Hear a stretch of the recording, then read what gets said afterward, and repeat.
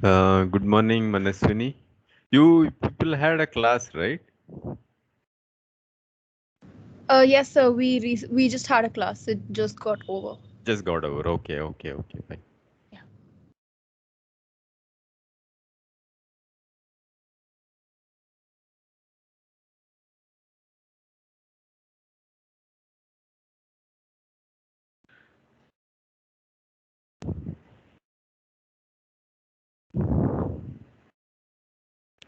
Good morning, sir. Good morning, Devanshi.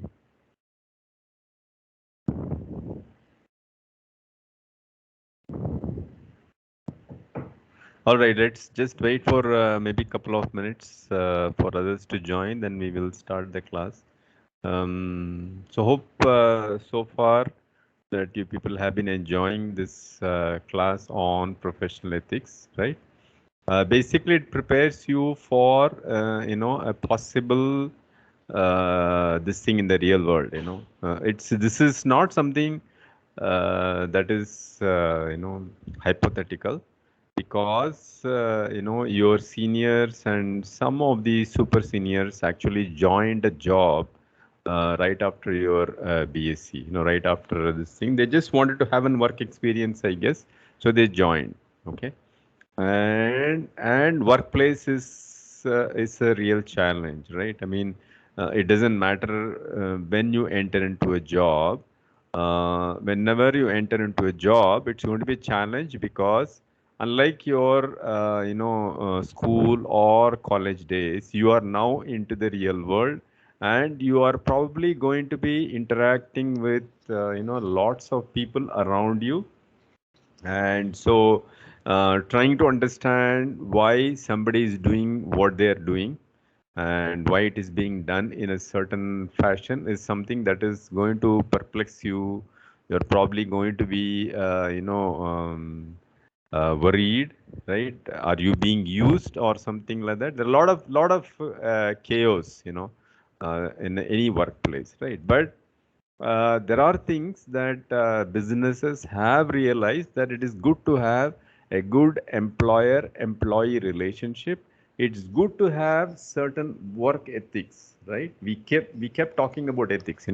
Doctors have their own ethics, businesses have their own ethics. In fact, ethics is all pervasive. You go to any this thing, there is some kind of an ethics involved. Even among I refer this offhand, but even this I don't know about this thing. I read somewhere that gangs have uh, their own ethics, right? They have their own areas, and they operate in that area. They don't cross into others areas and all that kind of stuff. I have just read. I mean, this is no this thing, but what I'm trying to tell you is ethics is all pervasive, even in the so-called people who don't adhere to social norms. Even they have their own ethics, right? So that's something to ponder about, right? So today's class, we are going to look at a few things about the employer-employee relationship. Just imagine. I keep telling you that if you were to be an employer, you are giving employment opportunity to say scores of people, how would you view this, right? Versus if suppose you are an employee, somebody is employing you as an employer, how would you view this? So you need to look at it from both the sides of the thing, right? So we will quickly look at, as I said, few things in today's class. One is ethics in the workplace, right? The second is, how to have a good employer-employee relationship, no matter what, how good employer-employee relationship is. At some point of time, you are going to have some kind of, either you will run into conflict of interest, or you will have some grievances, and those grievances need to be addressed. Those grievances need to be addressed in a specific manner. The moment you get into an employment mode, whether you work as an employee or whether you are going to give employ some people as an employer, labor laws come into practice. Labor laws comes into effect the moment you join any organization. Okay, so there are a lot of legal these things involved in this. Okay, of course, this course is not on labor laws, so we are not going to talk about labor laws. But I think we will look at some basic things on employee relationships. What are the rights and the responsibilities of an employee, right? You obviously, employer and employee owe to themselves certain rights and responsibilities, right? And many a times, each company, for example, sets certain targets for itself, and those targets are met by employees, right? So employees are given targets to meet, and some people meet, some people go beyond the expectations, and some people don't meet. So you will see all kinds of things in the workplace. And then, so how do you deal with these people at their various these things? People who are doing really well, you need to promote them so that they can move up the corporate ladder and they can add value to the company. Those who have met the performance, by virtue of the fact that somebody has exceeded the performance, you need to tell them, or you need to give them, some tools, by which they can meet or exceed those expectations. Those who are not meeting the expectations, you need to figure out what can we do, how can we help these employees to get the best out of them, right? So there are so workplace is really a complicated one. It's not as simple as it sounds. It's not like you go to a job and everything is there. No, I think it's going to be even more challenging when we get into workplace. But all said and done, it comes with its own freedom. Financial freedom is just one of them, right? You gain respect in your own eyes. Your own standing becomes much better than what you were earlier. Okay. All said and done, do you still would you like to enter into workplace right now, or would you work for a while and then take a break, go for higher studies, or do something else and then come back? Those are all the things that each individual addresses to themselves. Okay. So let's just quickly go through these things. Okay, the screen is visible. These are short videos, so hopefully, we'll have fun watching them. Okay.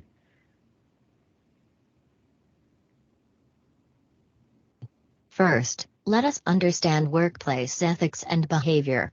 Workplace ethics and behavior are a crucial part of employment, as both are aspects that can assist a company in its efforts to be profitable. In fact, ethics and behavior are just as important to most companies as performance, as high morale and teamwork are two ingredients for success. Every business in every industry has certain guidelines to which its employees must adhere, and frequently outline such aspects in employee handbooks. Behavior. All companies specify what is acceptable behavior, and what is not, when hiring an employee. Many even summarize expected conduct in job descriptions or during the interview process. Behavior guidelines typically address topics such as harassment, work attire, and language. Workers who don't follow codes of conduct may receive written and verbal warnings, and ultimately be fired. Integrity.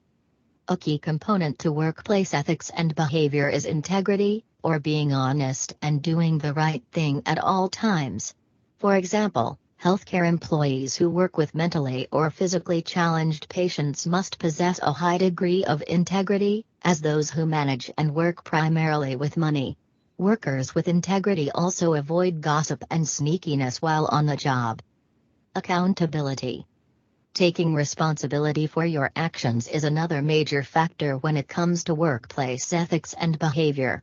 That means showing up on scheduled work days, as well as arriving on time and putting in an honest effort while on the job. Workers who exhibit accountability are honest when things go wrong, then work toward a resolution while remaining professional all the while. Teamwork. A vital aspect of the workplace is working well with others. That includes everyone from peers to supervisors to customers. While not all employees will always like each other, they do need to set aside their personal or even work-related differences to reach a larger goal. In many instances, those who are not considered team players can face demotion or even termination. On the other hand, those who work well with others often can advance on that aspect alone, with teamwork sometimes even outweighing performance. So now, let's talk about the main idea, which is ethics in workplace between employee and employer. A recurring theme in inquiries to the OSHA Ethics Division is employer demands. That is, employers requesting that our members and certificate holders engage in conduct that places them at risk for violating their ethical responsibilities. Ethically compromising requests might be to use culturally insensitive tests in order to qualify a child for service. Request additional increments of treatment in order to cover travel expenses. Sign for Medicaid services in schools for children whom they have never seen and whose care they have not supervised. Provide treatment with which they disagree as a result of family, parent insistence. Provide treatment for which they have had no training or experience. With employers under the jurisdiction of OSHA's Code of Ethics, an employee may have recourse through filing an ethics complaint. There is little recourse for such action when the employer is outside of OSHA's jurisdiction, but read on for some ideas. Demands are often made by employers who have no awareness of their employees' need to adhere to a code of ethics. As employers, how do we acknowledge our employees' ethical obligations? How do we foster ethical decision-making practices among our employees? Or handle issues raised when employees must satisfy multiple codes of ethics, conduct by licensing, profession, or employment setting obligations?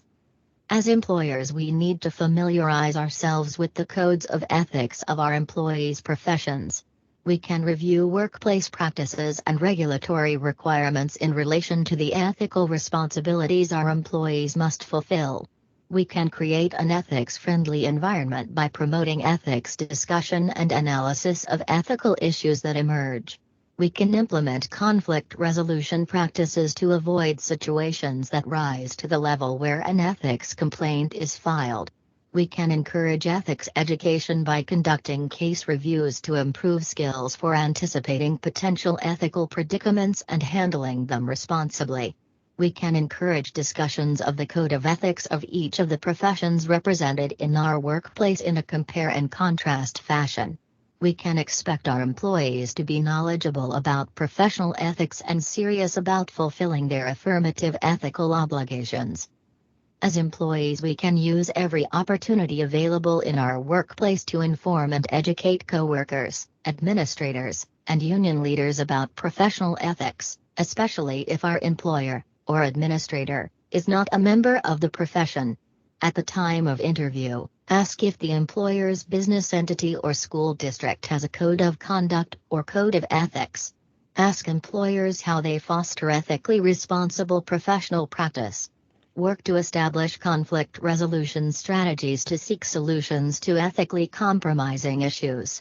Union members should recognize their membership as a valuable resource, especially when they are reluctant to complain about employer demands because of fear of retaliation. So now, why is it important to have workplace ethics between employer and employee? Workplace ethics ensures positive ambience at the workplace. Workplace ethics leads to happy and satisfied employees who enjoy coming to work rather than treating it as a mere source of burden. Employees also develop a feeling of loyalty and attachment towards the organization. Organizations need to have foolproof systems to measure the performances of individuals. Appraisal system needs to be designed keeping in mind employees' performance throughout the year and his/her career growth. Periodic reviews are essential. It is mandatory for superiors to know what their subordinates are up to. You need to know who all are going on the right track and who all need that extra push. Workplace ethics ensures management guides and mentors their employees well. Appraisal and salary hikes should not happen just for the namesake. Workplace ethics is important as it enables management to treat all employees as equal and think from their perspective as well. Employees must have a say in their appraisal system. Transparency is essential. An employee is bound to move on after a year or so if he or she is not appreciated and rewarded suitably. It is indeed the organization's loss when employees, after being trained, quit and move on. Do you think it is entirely the employee's fault? Why would an employee move on if he or she is fully satisfied with his/her current assignment? Employees change primarily because of two reasons: career growth and monetary benefits. Management needs to make employees feel secure about their job and career. Unnecessary favoritism is against workplace ethics. If you favor anyone just because he is your relative, the other team members are bound to feel demotivated and thus start looking for new opportunities.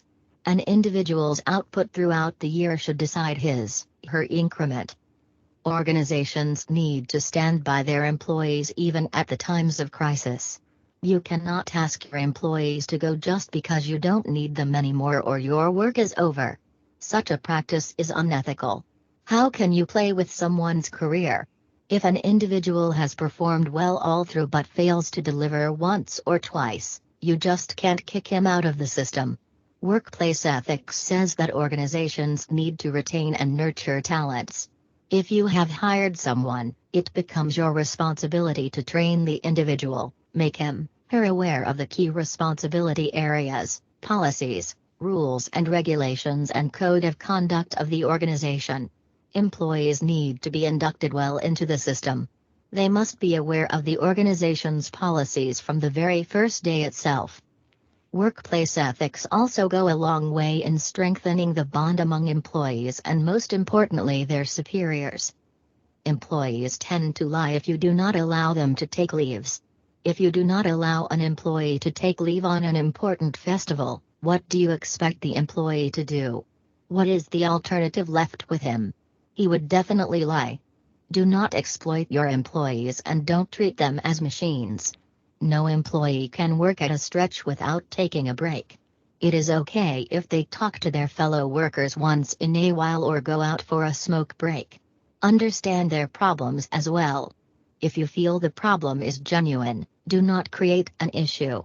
It is but natural that once or twice they would definitely call their family members and inquire about their well-being. Superiors should not have a problem with that. It has been observed that organizations which are impartial to employees, lend a sympathetic ear to their grievances and are employee-friendly seldom face the problems of unsatisfied employees and high attrition rate. From this video, we can conclude that both employer and employee need to practice ethical in workplace as it lead to a better.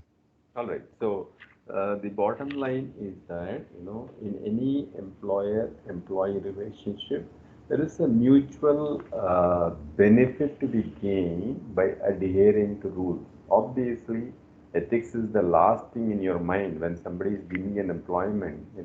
Nobody is going to go ask about ethics, right? Ethics is the last thing in mind. But as you stay in the organization and as you observe things, you will also know whether you are going to get along well or are you going into run into rough weather because you are asked to do things which you are not comfortable with, right? So it is important to when you get into a job, you need to look at your comfort level. I think when you enter into a job at this after completing undergraduates, nobody expects you to be a professional, right? So they are supposed to train you in a job. You obviously are going to go into that this thing organization as a trainee. It doesn't matter whether you are undergraduate or a postgraduate. The first job that anybody lands, even right after a PhD, is going to be a trainee or as an executive. The label may change, but you are essentially a trainee, right? And they're going to probably look at you as an paid intern, depending on the organization, for anywhere between 6 months to a year. Okay, and they're going to train you, they're going to observe you, they're going to see whether those trainings have had any effect or not, right?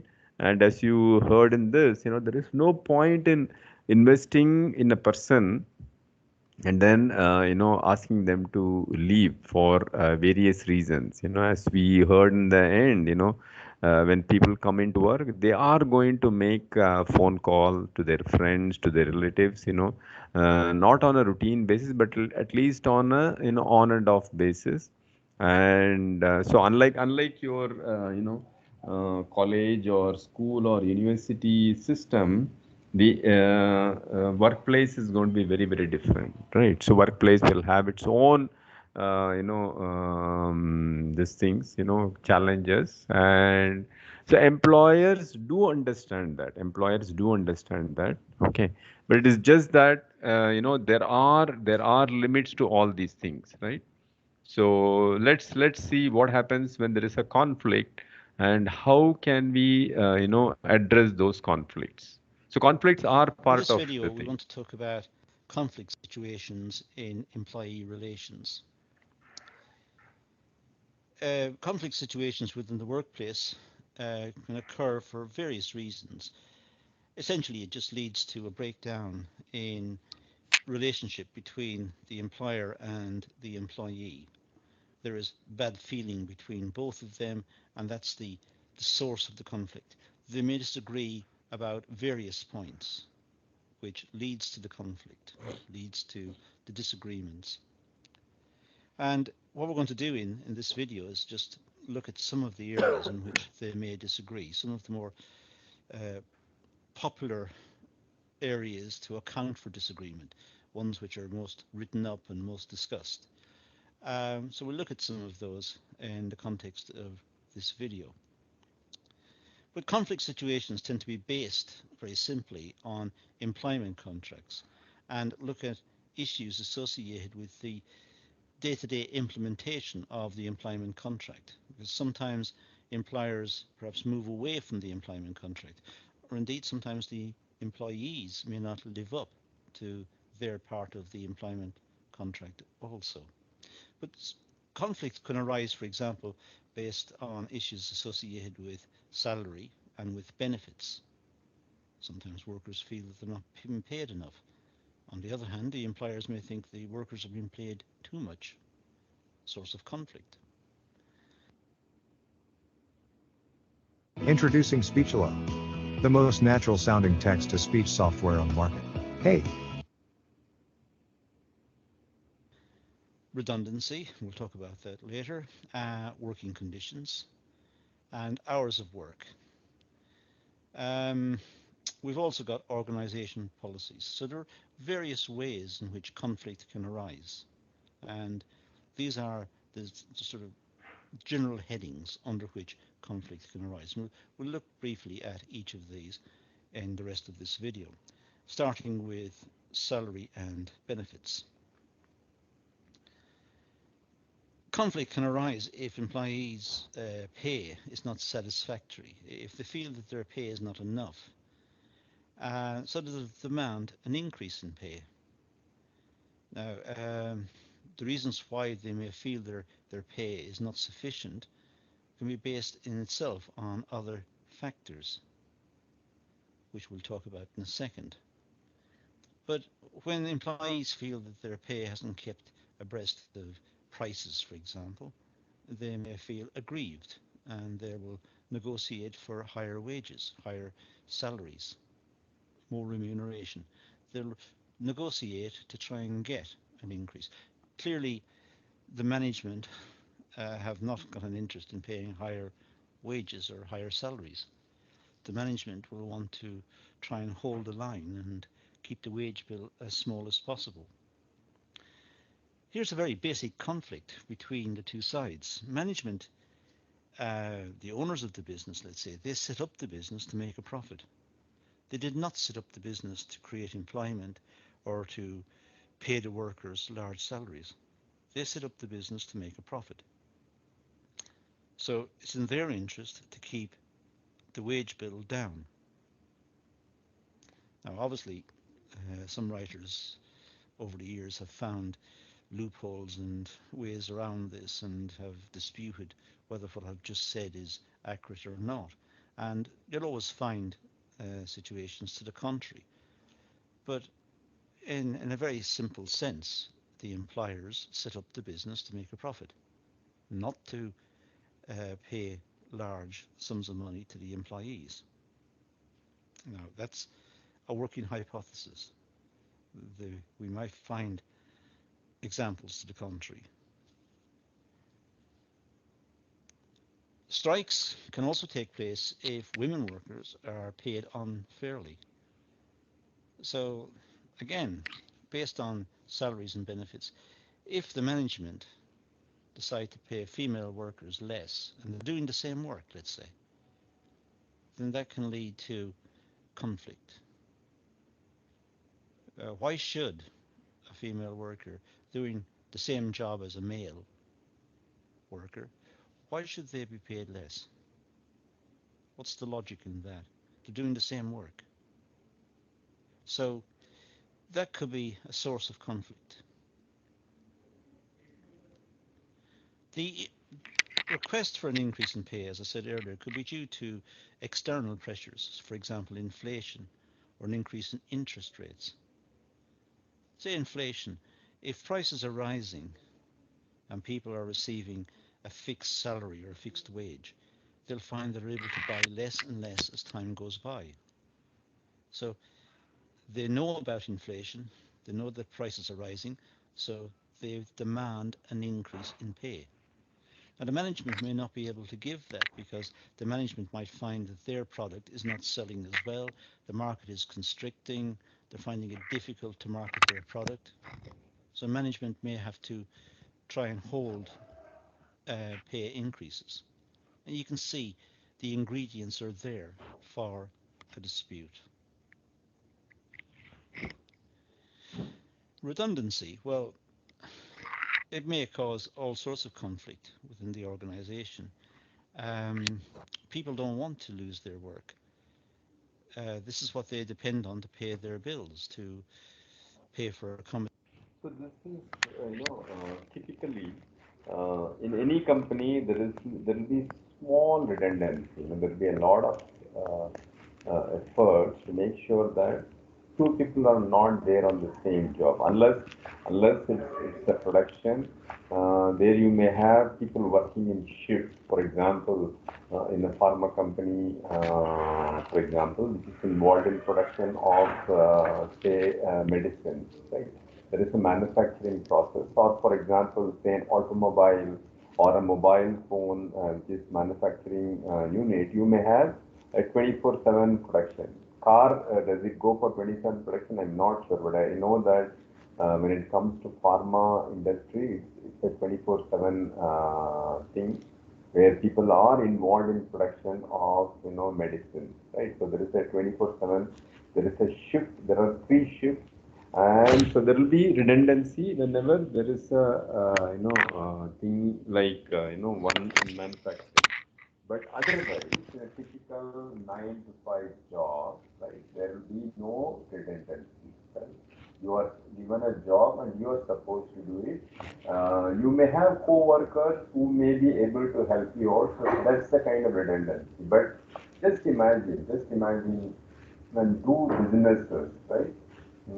They are competing with each other for say certain products. Just imagine two mobile companies. Both of them are marketing their products, and then suddenly one company tries to buy the other company. Let's just say you have A and B, and then both of them decide that A is going to take up B. A has 100 people, B has 100 people working for them. What you suddenly now see is that A, which is going to take over B, is now started with 200 employees, which it doesn't need because it needs only 100 employees, right? So there is going to be a lot of redundancy, right? And because you were, you are part of A, you are likely to retain, and the person from B, it is probable that they might be shown the door. So, there is a lot of resentment. Whenever there is a redundancy, your job is at stake because you have another one who is going to do your job, right? So there is always this insecurity, right? So that can be part of the conflict. Accommodation and food and transport and clothing and so on. So this is what feeds the family, and they don't want to lose that source of income. Organizations may have to lay off workers because of restructuring, necessary restructuring of the business, perhaps in an effort to try and cut costs. Let's say a company in the UK employs some workers, and then, because of globalization, there's a lot of imported products that are in direct competition with the output of the business. Well, the imported products, the chances are going to be a lot cheaper. Now, the only way the company in the UK can survive is by cutting costs. Of course, the workers don't want to have their wages and salaries cut. So what is the solution? Perhaps the business will have to close down, which would cause unemployment and would also cause redundancies. Redundancies being the outcome of the closure of the business. So redundancy is a problem. A redundancy procedure must ensure that staff have the option of redeployment or voluntary service if possible. So if a company is trying to make redundancies in a certain area, can they use the same workers elsewhere within the business? Clearly, it depends on the size of the business. Large organizations may have that capacity because there'll always be workers leaving and some retiring and so on. So there might be a possibility of redeploying workers to elsewhere within the company. But small businesses may not have that opportunity. It could also be the case that when redundancies, the need for redundancies have been identified by the company, they may seek voluntary redundancies. They may ask workers to retire or to leave. And that may solve the problem because it's done voluntarily. So it's a possibility just to ask workers if they want to leave. And if they do want to leave, perhaps give them some cash to compensate, give them some severance pay to compensate. If you can't find a way to make money while you sleep, you will have to work till you die. That's a nice advertisement, but I think... Of course, all legal procedures must be followed. Okay. So, this thing called voluntary severance is normal, right? Many times when you want to, trim your workforce, okay, typically the senior most people are, asked whether they would like to go for voluntary retirement. Okay. Suppose somebody has, say, 5 more years of job left. So they would pay them all those wages, and they are eligible for retirement benefits, right? Typically, government organization, they pay them pension, and so that relieves them of, this thing, and it also creates employment opportunities, right? So people, the moment, say, 10 people retire, those 10 positions are going to be occupied by middle level, and then you have vacancies in the middle level. People at the trainee level are moved to the middle level, and so you're going to create, opportunities for the freshers, right? Training, right? So that is how people or organizations end up start creating opportunities for a variety of people, right? They may require certain talents at the middle level, at the senior level, at the at the junior level. So that is how these things happen. And also, I think there are many companies in which you can actually, when they sign you, they actually sign you with a severance bonus, right? They say as long as your the performance have been met, they will give you this kind of a bonus when you when they ask you to leave, or when you need to leave, you can ask for those bonuses. Okay, but as it says, all legal procedures must be followed to ensure that people are not discriminated or dismissed on unfair grounds. It is they also know that both the employer and employee know that taking a legal route is going to be a long one. It's a painful one for both of them. So they generally avoid it. They generally avoid it. Okay. There is a mutual understanding. To ensure that staff are not discriminated against or dismissed on unfair grounds. When we consider redundancies, the company should not be able to pick who to make redundant. Pick it on a basis of discriminatory practices. Pick it on the basis of the color of people's skins, or the religion they practice, or their backgrounds, their educational backgrounds, or whatever. They should be careful not to discriminate. Working conditions. Well, there's always the possibility of conflict over working conditions. People go to work to earn a living. They don't go to work with their life at risk. They don't want to work in an unsafe or an unhealthy environment. They want clean air to breathe, and they want clean water to drink. So working conditions should meet basic requirements. There shouldn't be unsafe practices, and there shouldn't be the risk of harm to the workers. So the working conditions should enable the workers to function and feel that they are working in a safe environment.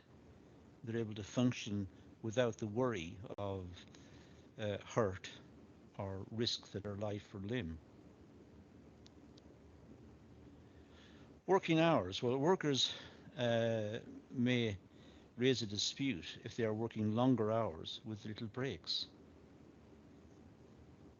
Depends on the types of occupation, but if people are doing hard manual work, the human body is not designed to just run forever doing this.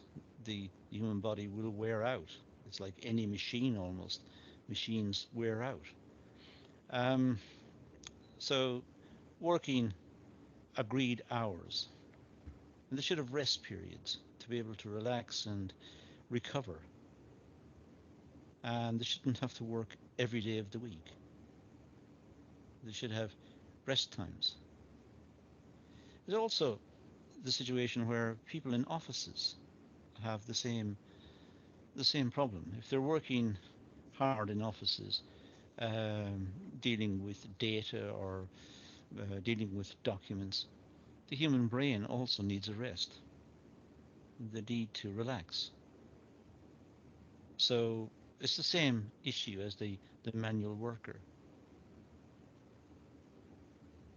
If workers are made to work more than the agreed hours, then there is the potential for conflict. Sometimes companies expect workers to arrive early for work to show that they're enthusiastic, and to work late to show they're enthusiastic. It's almost blackmail. It's asking the workers to work longer than was agreed. And if the workers don't work it, it's interpreted as a lack of loyalty to the organization. But their loyalty to the organization is while they're actually in work. They should not necessarily have to appear and work longer than is contracted. After all, people have family commitments. They have a need to rest, or need for recreation. So there is the potential for conflict in those situations. Sometimes workers may feel that they are asked to work longer hours for less pay. Sometimes they're just simply working longer hours. Then, of course, when they average out the hourly rate, they are getting less. So their salaries or their wages have been cut by simply getting them to work longer hours. The potential for conflict is there. Organizational policies. Well, disputes can arise if changes to policy or employment contracts without employee consultation. If the management suddenly change the policy, employment policy of the organization without consulting the employees, just impose it on the employees, there is the potential for conflict. The employees may see it as unfair. Changes to policy can include changes to the pension, to sick pay, to holiday entitlement, promotion and redundancy. Changing any of these without consultation can lead to conflict. So in this video, we've looked at areas where conflict can arise within employee relations.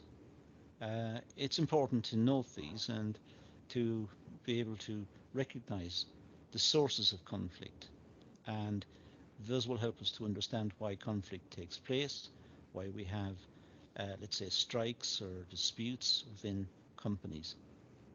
And we can normally trace them back to some of the points mentioned in this session.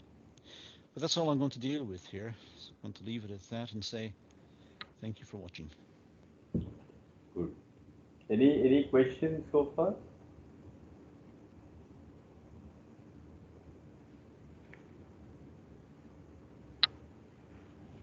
No, sir.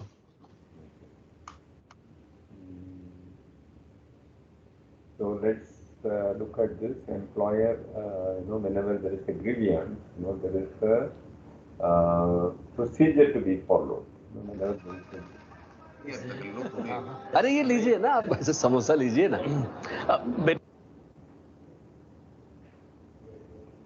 तो problem है, तो दूसरा employ क्या कर रहा है, चलिए कोई बात नहीं, आप मैनेजमेंट के सामने अपनी प्रॉब्लम्स रखिए, डेफिनेटली कोई ना कोई सॉल्यूशन निकल के आएगा। तो today's topic is employee grievances and their redressal. Okay, employee grievances का मतलब हो गया कि एम्प्लॉय की we'll come back to this maybe later. This is something that I thought I should. Scopes to microscopes is the answer. So hopefully that makes sense to many of you. Anyway, Dr. Leckwriter is a professor in the Department of Cell Systems and Anatomy. He's been here for a number of years and has contributed, in my opinion, a lot to the environment for training.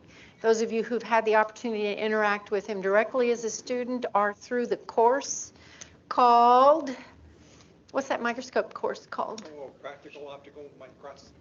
Practical optical microscopy. It's a very good course for any of you who are thinking about using microscopic approaches to your research program, and also just if you want to know about it. But as I started this discussion, I said, Dr. Leckwriter has conflicts. And I was also thinking and reflecting with him that if we were doing a discussion of conflicts, we could all engage in this conversation. But instead, we're going to focus on a very distinct and important conflict, and that is conflict of interest. And this is real in all aspects of our lives, but in particular, if you are a member or a part of our university, and you decide that you want to have a company or a relationship with a company and their financial and other implications, automatically you're a target for our institutional oversight to make sure that your conflicts don't interfere with your day job, which is, in this case, being a professor of science. We will talk about this conflict of interest a little further, but this is an interesting case. You will have conflict of interest in every job, unless you are you are not dependent on anybody and you are doing only one job. Typically, for example, the owners of a company, right? They will have conflict of interest when they sign up for multiple job roles, right? we will maybe have a look at this video and then we'll talk about this more. Cell systems and anatomy. So Dr. Lecklider is going to give us some insights on how he got where he is and the conflicts and how he manages them, because it's really a management issue. So I'm okay. So I'm going to start at the beginning. All right. So then we'll eventually, the last half of the talk, there's a lot of text here, and I want to try to avoid reading off the slides, right? You know, here we have a whole teaching and training grant, and it's like I've got all these. I'm supposed to have action and live moments, and I don't have many of those in these. Okay. So this is sort of what I want to try to do when we get through it, right? Just what is a conflict of interest? So what are the ideas behind it? What are the concepts behind it? And then what I was just talking about, how do you disclose them? Okay, so you may discover after I finish this talk today that you do have conflicts and you want to do something about it and not be trouble, or not sleep better, all right, And so what do you do? Where do you go to actually take care of that? And then I'm going to get into actually something, if it is a real problem where it's not just disclosing, but you really do have a serious conflict where there could be some ethical issues and you could end up in the front page of the, local newspaper or, Washington Times, who knows. What do you do to make sure that it doesn't become a problem? And I guess on the onset, conflicts aren't bad, okay? They're actually quite good. The university would love you to have lots of conflicts, simply because, you can actually have, businesses that you start, potential intellectual property. Those are all good things. We're not trying to discourage it. In the end, we're just trying to find a way to manage it, okay? Just a way to sort of be transparent, be ethical about the whole thing, all right?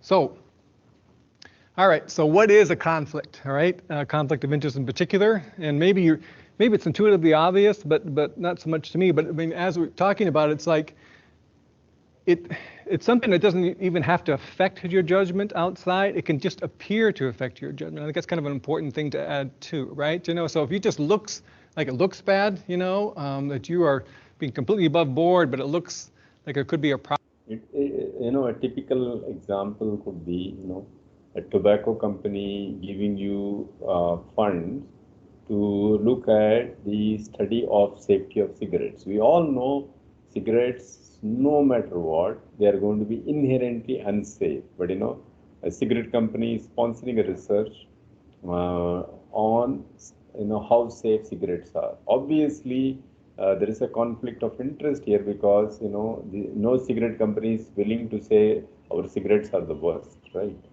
They are going to make this study, and then eventually they're going to, make this look as though this cigarette brand is better than that cigarette. They may do all kinds of jargon. In fact, if all goes well, we will probably, I mentioned this in the previous thing also. We will look at how cigarette companies were sued for literally millions of dollars in the United States, and how this entire cases unfold. This is a beautiful example, right? So that is what conflict of interest is, right? Suppose it comes in many flavors. It is not just cigarette company trying to do safety of cigarettes. It comes in many different flavors. When somebody is trying to have a direct control over the outcomes, right? So that is where your conflict of interest happens. Typically, for example, you can't be an administrator managing the IPL, you can't be an administrator managing the BCCI, right? So they have clearly divested these two roles, and earlier one person used to be in charge of both, but then they realized there could be a conflict of interest, and now I think they've two different people are doing their job, right? So that's what conflict of interest means. Okay. Problem here, you really need to sort of stay on top of that, so you can sort of document the fact that you have got a management plan and you are being transparent and you've got actually some way to sort of resolve this and sort of keep a lid on it if you'd like. Okay. So one of the most interesting, or I guess easiest ways to look at it is if you're talking about research. That's where my conflict comes in, where we started the company based on some research did in the lab. And so now once you have that company, the company's goal eventually to bring it to market, right? But basically they can't bring it to market unless they get good data, right? So I'm sure you've all heard about these sort of, clinical trials that have sort of been pushed the data just a little bit more just to get the assets up in the company, something of that sort. That's where you got to be really careful. Okay, so anything like that that could have some sort of benefit that's really going to start influencing not just in the way you report it, the way you conduct the experiment, even the way you design the experiments could be problematic. There are things that are both, non-research conflicts, and there's now, because of me, it's not just my problem. I've got an individual conflict of interest. Actually, the institution has a conflict too, because they actually have licensed the technology now to a company, and so they can actually, gain from this. All right. So it's not just the individual; it's the institution too, and it's all good. All right. All right. So as I said before, when you can get these sort of conflicts, is clearly there's some sort of contract between the Health Science Center here, UT Health, and a company, and that's my company in particular, right? So we got this invention out of some research that came out of the lab. We filed for some intellectual property protection. The university owns this, all right, but you're the inventor, okay? And so what they have done then, they will license this particular technology to a particular company, so they have exclusive rights to develop the technology. All right, so to do that, then they actually get a certain percentage of all the actual royalties. So it turns out that I get the inventors get 40%, and then there's the other 60% is broken down to the dean, the VPR, the other people at the administration. Okay, yeah. So the resources are actually spent around, and that's okay. I mean, it's like you'd like to think, well, I'd like 100%, but the reality is you don't bring IP property. Essentially, you don't. It's very costly to develop that and actually to get a patent yourself. So the university covers all that for you, all right? So it's actually very nice to have them develop it, But in return for that, then they're trying to actually make money out of this. Potentially, that's what the Office of Technology and Commercialization is doing. And so what they will do then is license it. And so that. So this is, the reason I picked up this video was that, every university has this Office of Licensing Technology. Every university has a patent cell, right? Every university also has an incubator where if a student, a PhD scholar or a faculty decides to develop ideas, they give this opportunity to the faculties and students to develop the idea, patent it, and then eventually the patent will turn it into a product, or this patent itself, can be handed over to others who are interested for a royalty, right? So there are many ways by which, you can do this, and maybe we will continue with this in our next class. All right. Any questions so far on this? Conflict of interest, did I make it clear?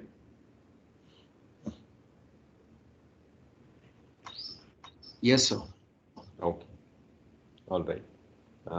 So we will continue our journey in this in our next class. All right. Thank you so much. Thank you, sir.